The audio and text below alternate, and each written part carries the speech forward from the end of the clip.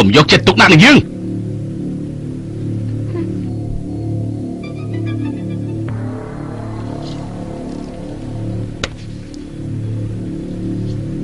ព្រះអង្គសោយព្រះផល្លាសិនទៅយើងមិនសោយមិនអ្វីទេ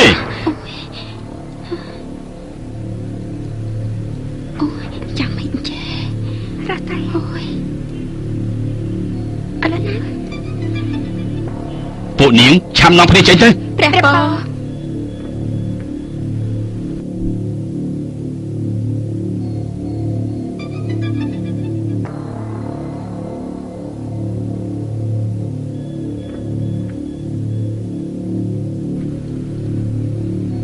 នាងទៅវិញចាស្នាំឯង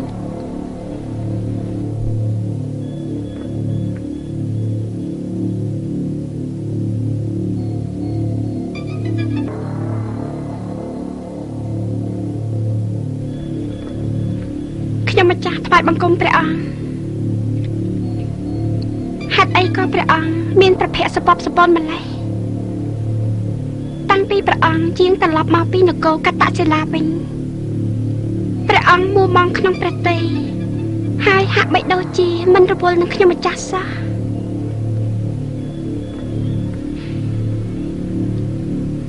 ក្រោកឡើងមកចុះ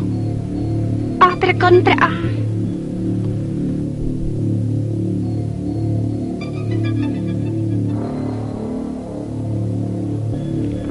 ចោលមកសៀតមែនមិនគួរសោះយើងគឺជាប្រជាក្រុងស្រីអយុធ្យា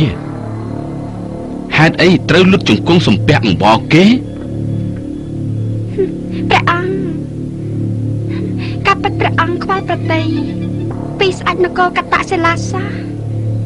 ពាក្យចាស់លោកពោលថាសន្សំកុំបំបោលក្រែងមិនដល់ដោយប្រាថ្នាព្រះអង្គមានទីប្រឹក្សាពូកែអបរាជឆ្លៀសវៃមន្ត្រីស្មោះត្រង់មហាសេនាមានរិទ្ធប្រពៃចុះមានអ្វីឲ្យព្រះអង្គអស់សង្ឃឹមនោះ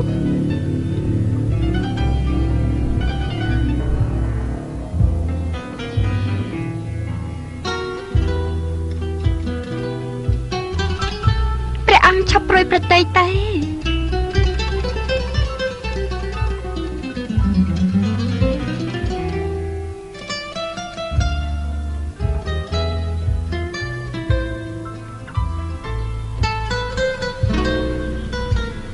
ស្នំឯងពិតជាឆ្លៀសវៃមែន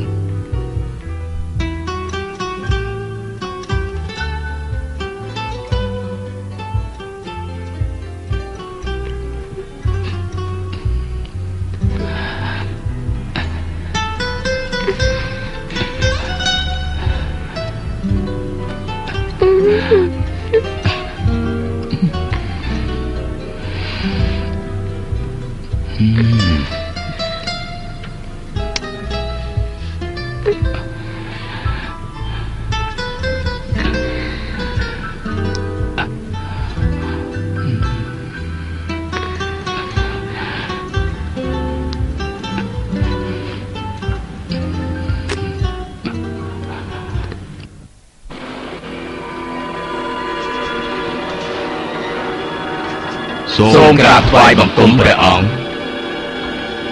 យ៉ាងមិនទៅហើយតាហោសូមបង្គំទូលថ្វាយព្រះករុណាថ្លៃវិសេសតាមជើងលេខបានបញ្ជាក់ថាមានអ្នកមានបុណ្យបារមីពីព្រះអង្គមានសត្រាត្រៃវេទខ្លាំងពូកែណាស់ក្រាបទូលនៅទីណាទីនោះនឹងចម្រុងចម្រើនរុងរឿងឥឡូវនេះកំពុងប្រថាប់នៅក្នុងព្រះនគរកតសិលានោះឯងក្រាបទូលអូដល់ម្លឹងផងឯងអញ្ចឹងហើយទើបធ្វើឲ្យយើងចោះចាញ់បានមើលតាហោទោះទីឲ្យបានច្បាស់ទៅមើលតើយើងត្រូវធ្វើដូចម្តេចដើម្បីយកឈ្នះនិងដណ្ដើមយកអ្នកមានបុណ្យនោះឲ្យបានមក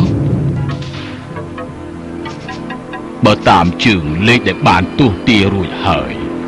ត្រូវតែប្រជុលគោទើបអាចជួបអ្នកមានបុណ្យបារមីបានហ៎ជុលគោ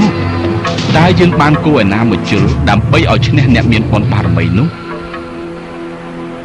យើងត្រូវតែធ្វើគោយន្តដើម្បីប្រជល់ទើបឈ្នះក្រាបទូលហ៎គោយន្តតើអាចរកអ្នកណាមានសមត្ថភាពធ្វើគោយន្តនោះបានព្រះករណាថ្លៃពិសេសមានក្រាបទូលទូលបង្គំបានពិភាក្សាជាមួយអស់លោកមន្ត្រីក្នុងព្រះបរមរាជវាំងរួចអស់ទៅហើយក្នុងការធ្វើគោយន្តដើម្បីថ្វាយព្រះអង្គក្រាបទូលគឺលោកឆៃលើមនេះហើយជាអ្នកបច្ចេកទេសធ្វើគោយន្តថ្វាយព្រះអង្គបានក្រាបទូលព្រះអង្គប្រសើរណាស់មើលលោកឆៃលើមលោកមានបច្ចេកទេសអាចធ្វើគោយន្តបំផន់ផ្នែកបានមែនទេទូលព្រះបង្គំអាចធ្វើគោដោយគ្រឿងម៉ាស៊ីនបានក្រាបទូលក៏ប៉ុន្តែត្រូវបំពាក់ទៅដោយស្បែកគោខាងក្រៅក្រាបទូលអូល្អណាស់លោកឆៃលើមតែប៉ុណ្ណេះយើងនឹងបានអ្នកមានបុណ្យមិននៅក្នុងព្រះនគររបស់យើងម្ចាស់បងព្រួយប្រតិពីរឿងអ្វីទៅរឿងម្ចាស់បងមិនស្រួលប្រកាយបានជាម្ចាស់បងមិនសោយស្មៃអញ្ចឹងតាំងតែពីម្ចាស់បងទទួលឆ្លើយតបប្រំប្រជិលគោជាមួយស្ដេចសៀមមកម្ចាស់បងខ្លាចប្រភ័ក្រណាស់ឬមួយម្ចាស់បងមិនសប្បាយប្រតិនឹងមាតុភូមិរបស់ខ្ញុំម្ចាស់មែនទេម្ចាស់បងមានបន្ទូលទៅម្ចាស់បងមានបន្ទូលទៅណាមិនមែនទេបងគ្រាន់តែព្រួយប្រតិតែប៉ុណ្ណោះម្ចាស់បងយើងមានតែពីរព្រះអង្គអត់មានម្ដាយអត់មានឪពុកយើងកុំព្រារងាយូរណាស់មកហើយម្ចាស់បងមានរឿងអ្វីគួរតែមានបន្ទូលទៅលើកនេះគឺជាលើកចុងក្រោយរបស់យើងទាំង3រូបគោរបស់ស្ដេចសៀមបំរុងយមជនគឺជាគោយន្តហ៎គោយន្តចាំម្ចាស់បងម្ដេចមិនប្រើគេថាត្រៃវេទដើម្បីបញ្ឈប់គោយន្តនោះទៅម្ចាស់បងមិនក៏មិនបដិសេធការប្រកួតនោះទេបងពុំមានគេថាបញ្ឈប់សកម្មភាពរីកចម្រើននៃគំនិតច្នៃប្រឌិតរបស់មនុស្សលោកបានទេគេថាព្រះត្រៃវេទដែលបងរៀន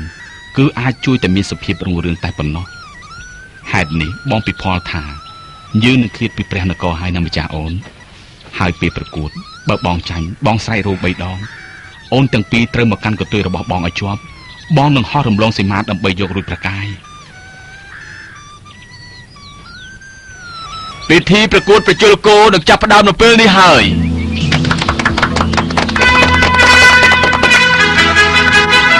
ទូលបង្គំយើងខ្ញុំសូមប្រកាសថាបើភាគីណាចាញ់នឹងសុខចិត្តដាក់ទឹកដីជូនភាគីដែលឈ្នះ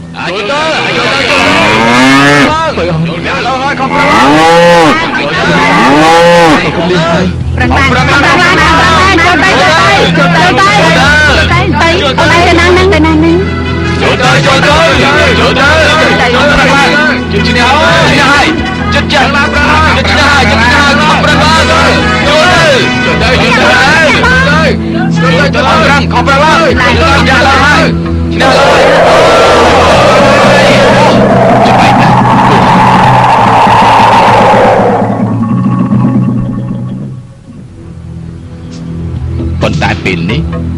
គោរបស់ទូបង្គំឈ្នះព្រះអង្គហើយ មិនអាចសម្រេចប្រតិដូច្នេះបានទេព្រះអង្គពីព្រោះការប្រកួតគោទាំងពីរមិនទាន់ចាញ់ឈ្នះនៅឡើយក្រាបទូលក៏ប៉ុន្តែអំបញ្ញមិញនេះគោព្រះចៅក្រុងសៀមកំពុងតែមានព្រៀបបើអញ្ចឹងលោកមេទ័ពលោកមហាថ្លឹកឆាប់តាមចាប់កូននោះបានភ្លាមទទួលរាជជាម្ចាស់បងប្រយ័ត្នផងម្ចាស់អូនកុំភ័យអីម្ចាស់បងអូនវិលមុខណាម្ចាស់អូនប្រយ័ត្នផងម្ចាស់បងម្ចាស់អូនទៅពីប្រយ័ត្នផងម្ចាស់បងវិលមុខឲ្យម្ចាស់បងម្ចាស់បងម្ចាស់បងម្ចាស់បងម្ចាស់បងម្ចាស់បងបើអូនម្ចាស់បងបើធ្លាក់ហើយបើអូនម្ចាស់បងបើធ្លាក់ហើយបើអូនបើអូន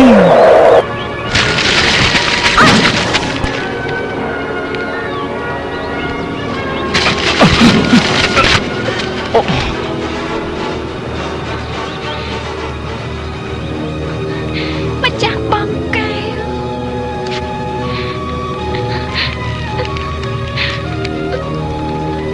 ម្ចាស់បងនៅឯណា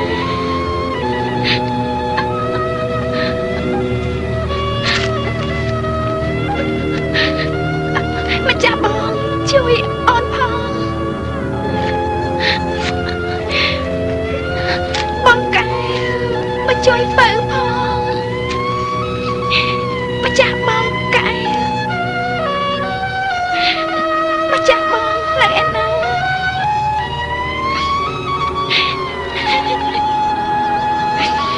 ម្ចាស់បងខេត្តអីក៏បើអភ័ព្វម្លេះបងកែទៅចង់ជួបបង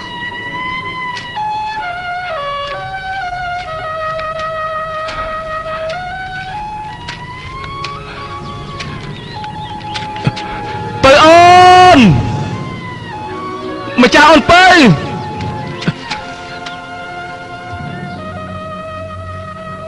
បងគោចាំកែផងពធអើយហេតុអីទៅបានជាយើងត្រូវបែកគ្នាយ៉ាងនេះម្ចាស់បងគោជួយបើផងជួយកែផង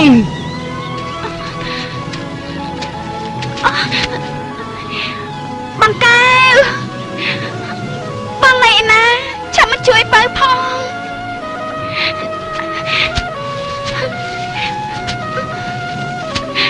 បងកែវ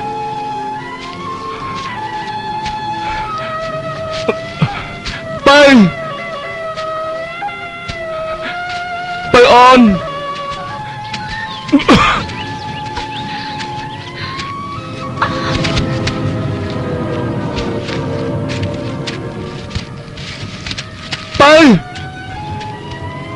បើអូនណៃណាពុទ្ធោបើអូនបើអូនយ៉ាងម៉េចទៅហើយបើពុទ្ធោបើបងមករកបើឲ្យអូនបើយ៉ាងម៉េចនឹងបើព្រះស្វាមីបើមានសំណាងណាស់ដែលបានជួបនឹងព្រះអង្គជាលើកចុងក្រោយតែបើក៏មានសវណ្ណនៃដូចនេះអីយើងនៅជាមួយគ្នាជារៀងរហូតណាស់បើម្ចាស់បងគោបងណៃណាបងបើអូនខ្ញុំម្ចាស់ចង់រស់នៅក្បែរព្រះស្វាមីណាបើអូនបើប្រកាសជាមិនអីទេបើព្រះអង្គព្រមលិខិតពិតជាមិនប្រណីដល់ខ្ញុំម្ចាស់ទេព្រះអង្គទេបើ ពៅពិតជានៅក្បែរបងរហូតពៅមិនទៅណាចោលបងទៀតមិនទេពៅធ្លាប់សន្យានឹងបងថានឹងមានបាត់ឲ្យបងមែនទេពៅឆ្លើយមកពៅអូនពិតមែនហើយម្ចាស់បងតែខ្ញុំម្ចាស់សូមប្រាថ្នាជួបព្រះអង្គនៅជាតិខាងពធពៅបងសោកស្ដាយណាស់ពៅអូនណែពួកយើងមកខាងនេះវាទៅណាមិនឆ្ងាយទេបាទឲ្យឆាប់ឡើង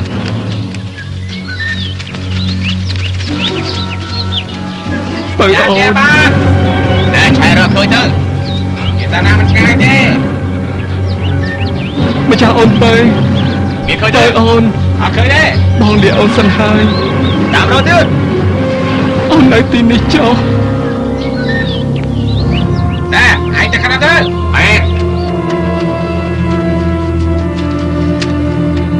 រកពួកវាឃើញទៅវារត់ទៅណាមិនឆ្ងាយទេពៅអូនអត់ឃើញទេទៀតបងលាអូនសិនហើយទៅខាងមុខទៀតបាទបងនឹងវិលមករកអូនវិញ